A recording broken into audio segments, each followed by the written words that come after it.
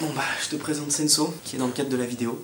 Je vais pas le bouger, hein, il est trop chou. Aujourd'hui, on va parler de la Saucony Freedom 3. Je te la présente juste après ce dont je voulais te parler. La semaine dernière, je t'ai dit que j'allais avoir un nouveau partenariat cette année. C'est Greenway, c'est une marque française bio, dont la plupart des produits sont issus du réseau Fairtrade. Note éthique et environnementale très bonne. Je te présente Bobby. Voilà. Donc voilà, je suis hyper content de bosser avec eux. J'ai pas encore de colis, mais dès que je le réceptionne, je pourrais filmer ça pour te montrer les quelques produits que j'ai. Pour cette marque, il n'y aura pas d'additifs alimentaires, il n'y aura pas de sucralose, de stevia, additifs en tout genre. Donc d'ici à ce que je reçoive le colis, je te mets le lien du site juste en dessous la vidéo pour que tu ailles jeter un œil. Que des produits bio, fabriqués en France ou en Europe. À ce propos, je te mettrai un autre lien d'un site internet que j'aime beaucoup, et c'est comme ça aussi que j'ai découvert la marque, qui s'appelle In Nuts We Trust.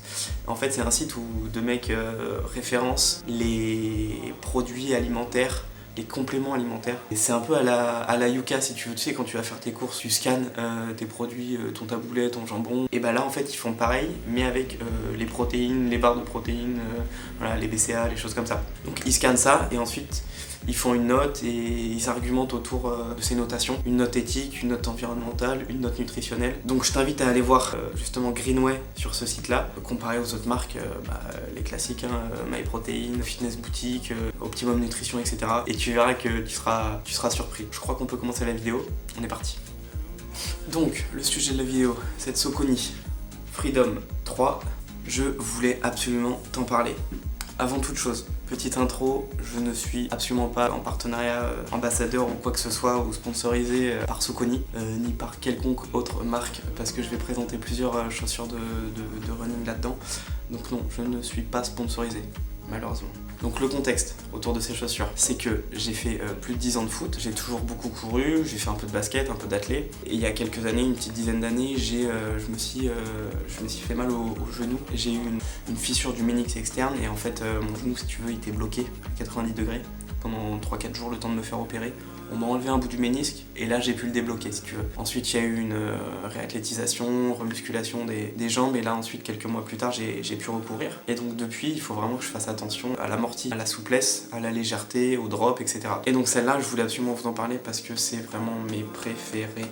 Donc j'ai acheté sur sportshoes.fr ou .com, je ne sais plus, en avril 2021 à 110 €. Je chausse du 42,5. Chez Adidas je vais tailler plus grand, voilà, enfin ça dépend vraiment des marques. Sur ce modèle là, elle pèse 240 grammes et a un drop de 4 mm. Le drop, qu'est-ce que c'est? C'est la différence entre l'épaisseur du talon et l'arrivée au niveau des pieds. Ici. Donc c'est un des critères à prendre en compte pour courir, pour choisir sa chaussure. Il y a la hauteur, la flexibilité, voilà, la souplesse, l'amorti. Voilà, il y a plein de choses que tu peux prendre en compte pour choisir ta paire de chaussures. Ces chaussures-là, c'est pour un usage plutôt régulier, en route, 1 à 2 fois par semaine. Personnellement, je les utilise les 3/4 du temps dans mes sorties. Je vais les utiliser en fractionné quand je fais du 400 mètres, même sur piste, et sur route elles passent très bien. Il n'y a pas de technologie de stabilité, restriction de mouvement, et il n'y a pas de technologie dans ce sens-là, ce qui permet aux pieds de rester libres. C'est ça que j'aime beaucoup dans cette chaussure. La flexibilité longitudinale et torsionnelle, elle est modérée. Donc c'est ni des sabots ni des chaussons, hein. C'est ni extrêmement dur ni extrêmement souple. Donc ça permet un juste équilibre pour le pied. C'est assez naturel. Donc là aussi, je valide. En fait, si tu veux, avec cette paire, c'est elle qui va s'adapter à ton pied et non l'inverse. Donc cette chaussure Freedom 3, elle est très respirante via son empeigne en mèche. C'est extrêmement léger quand tu vas mettre la chaussure, tu vas le comprendre tout de suite, c'est un chausson. Donc elle est dotée d'une semelle intermédiaire, voilà, de chez Saucony, qui s'appelle PWR Run Plus, hyper agréable. Et c'est super, moi personnellement j'ai 0 douleur au genou.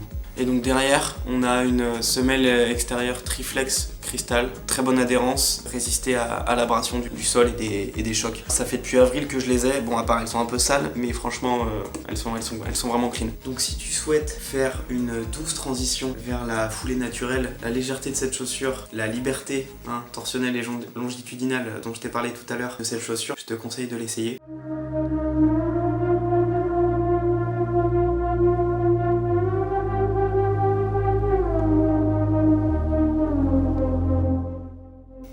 Salut Lolo, on est bien là? On fait ses beaux yeux? Si t'as une chaussure en particulier que tu veux que je teste, dis-moi. Je te dis au revoir. Je te dis à la prochaine, j'espère que la vidéo t'a plu. En tout cas, merci beaucoup de l'avoir visionné et je te dis à très vite.